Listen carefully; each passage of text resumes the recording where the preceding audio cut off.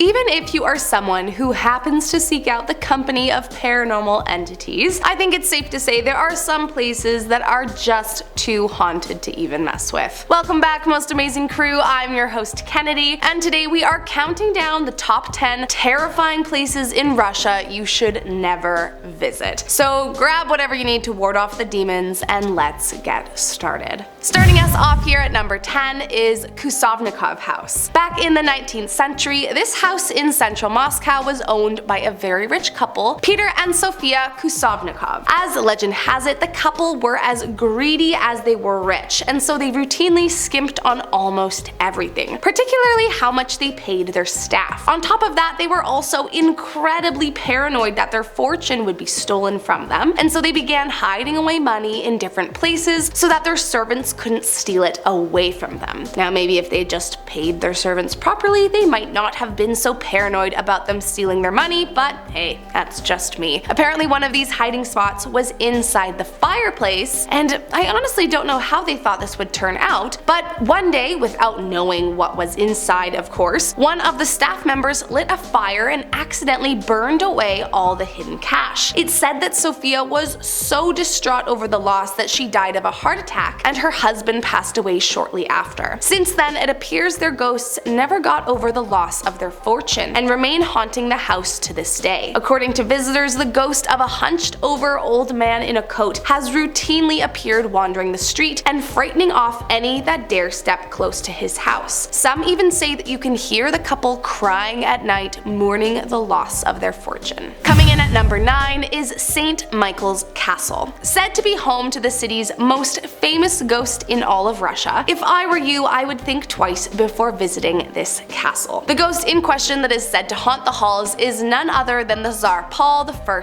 the only child of Catherine the Great, and the man responsible for the construction of this very castle, who once upon a time found refuge within its very walls. However, the solace was short-lived. You see, Tsar Paul was not particularly well liked by the Russian nobility for a multitude of reasons, and so mere weeks after the castle was finished construction, a mob of his own drunken soldiers, with the blessing of his son Alexander, who, to be fair, had only instructed them to arrest him, decided against Alexander's method and instead invaded the emperor's bedroom. Once they were inside, they went ahead and brutally after he refused to abdicate the throne. According to legend, there is a particular window in the castle where he can be seen playing the violin, but whatever you do, don't disrupt him. You never know how he may react to another invasion. Coming in at number 8, Igumnov House. While today this building serves as the residence of the French ambassador, it has quite the haunted and mysterious past. During the late 19th century, it was built at the request of industrialist Nikolai Igumnov. As the story goes, Nikolai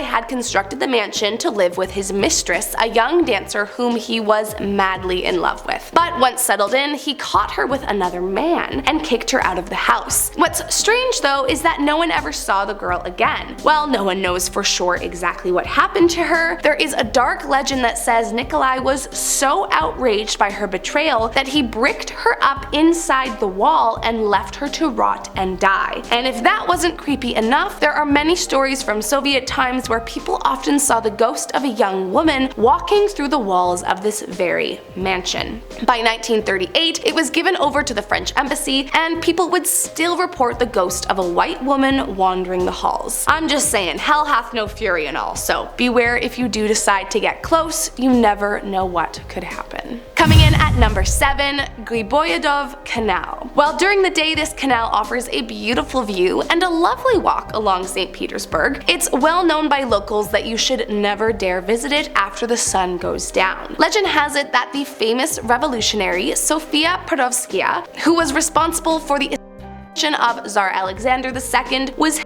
by this very canal for the deed. Many believe she remains haunting the canal at night, and some even claim to have witnessed her apparitions firsthand. But beware, this one ghost even enthusiasts should stay away from. It's said that to meet her along the canal is extremely bad luck, a bad omen even. Legend has it that the life of anyone who bears witness to her shadowy figure is at risk. So if I were you, I would stick to the sunlight, otherwise you might never see the light of day again. Coming in at At number 6, House on the Embankment. Among one of the most famous buildings in Russia, similar to when it was built, this apartment houses high society writers, artists, actors, and athletes alike. However, don't be fooled, it's also got a dark history that will send shivers down your spine. Between 1936 to 1938, Russia faced what is now referred to as the Great Purge. This movement was spearheaded by dictator Joseph Stalin and was essentially meant to solidify his power as leader while simultaneously removing any remaining influence from his rival Leon Trotsky. There's a lot more to it, but the bullet points pretty much boil down to the fact that Stalin was becoming increasingly paranoid of being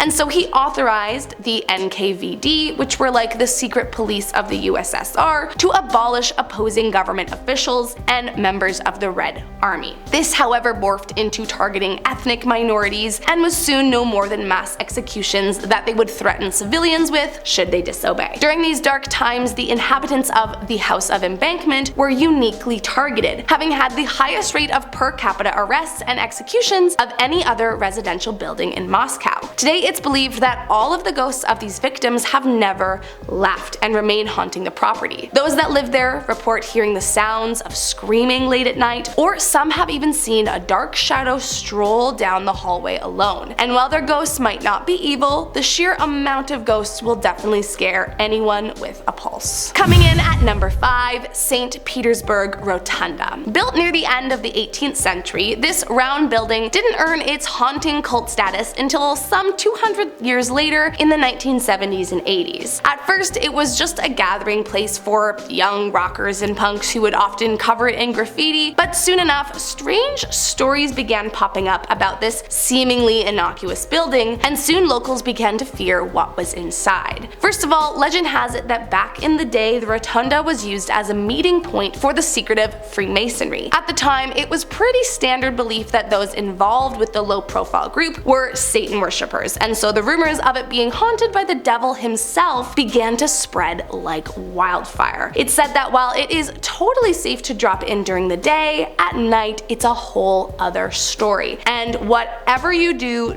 don't you dare go down into the basement alone. Legend has it that once a man accidentally found himself in the secret Freemason temple in the basement and found himself in a parallel world for 15 minutes. When he finally got back into our realm, he was an old man, and locals believe that anyone who risks going down there will face the same fate. Not to mention, it said Satan himself will appear at the stroke of midnight and bring you down to hell should you see him. So, if I were you, I would find a different place to visit for your nightlife. Coming in at number 4, Peter and Paul Fortress. In the heart of the city of St. Petersburg lies the notorious Peter and Paul Fortress. From the time of its construction in the early 1700s all the way until the early 1920s, the fortress mainly served as a prison for political criminals. Prisoners of the fortress were said to be kept in horrible conditions, forced into overcrowded dungeons, and often tortured and malnourished, and although it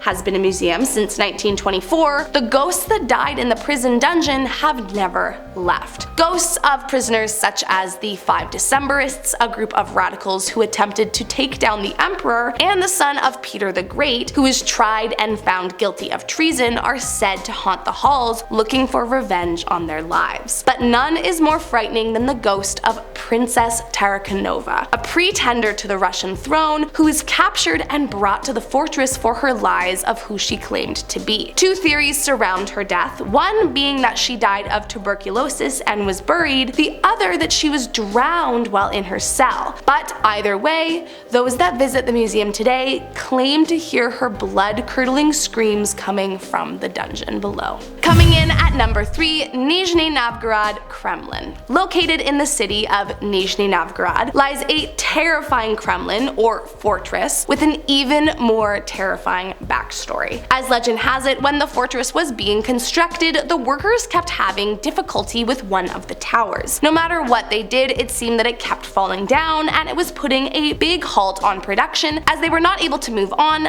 until they could get it to stay standing. Now, why the tower wouldn't stay standing in the first place? I have no idea, but their solution to the problem is where the story gets especially chilling. The men decided that the best way to ensure that the tower stayed standing was to make a sacrifice and build the tower on the blood of the first person who passed by them. Allegedly, the first person who walked past happened to be a pregnant woman hurrying over to the river for some water, but sadly she never made it past the men. It's said they seized her and continued on with their cruel plan, breaking her up inside the tower while she was still alive. Ever since that day, the ghost of a pale woman is seen wandering the fortress, seeking revenge on the men who took her life. Coming in at number 2, Obvodny Canal. Officially the longest artificial canal in St. Petersburg, the Obvodny Canal once served as the southern border to the city. While today it no longer serves such a purpose, it's still a huge landmark, but not necessarily for a good reason. Tragically, despite not being very deep, this location happens to be a place where many have taken their own lives. The phenomenon began as far back as construction, when workers who were digging the grounds for the canal would routinely complain of debilitating headaches or suddenly become ill with previously non-existent health conditions. Workers even began turning violent towards each other seemingly out of nowhere, but still they were ordered to finish construction no matter what. Then in the 1920s, granite tombs were discovered when the government began building a road beside the canal. Archaeologists were not permitted to study these mysterious tombs. Instead, they were destroyed and construction continued. By 1923, the rate at which people were dying in the canal began to skyrocket, and it became common knowledge to stay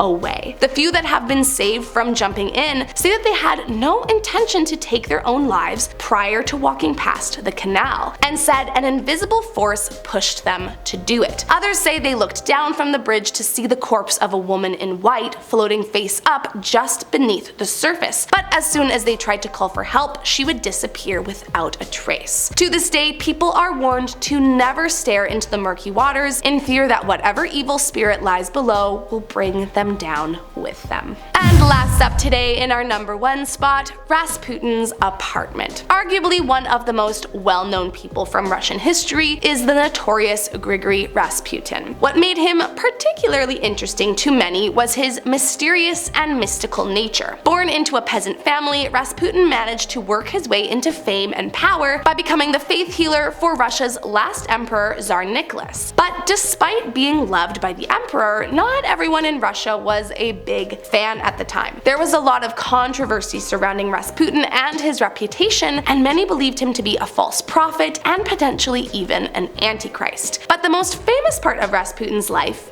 is his death. And if you have never heard it before, buckle up. After a previous failed at the hands of a peasant woman that required surgery, Rasputin was once again targeted. However, this time it was a group of nobles who felt Rasputin's proximity and influence to the Tsar threatened the empire. As the legend goes, Rasputin left his apartment at midnight and headed over to Prince Felix Yusupov's quarters by invitation. The prince then attempted to poison him with cyanide-filled treats, but to the prince's shock, he wasn't being affected. Next, he asked for wine, which was also allegedly poisoned, and even after 3 glasses, the man remained standing. The prince then went upstairs to consolidate with his conspirators, and they decided to shoot him, with which he swiftly shot a bullet through his chest. The other 2 conspirators then drove to the apartment to make it appear as though he got home safe to his neighbors, and the prince went downstairs to check that the bullet had done its job. Suddenly, Rasputin leaped up at the prince and attacked him and chased him into the courtyard. In the courtyard, he was shot twice more, and he collapsed before he was wrapped in cloth and dropped into the river. It's said his ghost still haunts his old apartment, scaring modern inhabitants, with many claiming to have witnessed his shadowy figure lurk in the corner watching them. I'm just saying, this is one I do not want to mess with. Well, there you have it. I hope you enjoyed this video. If you did, make sure to hit that subscribe button, and I'll catch you next time.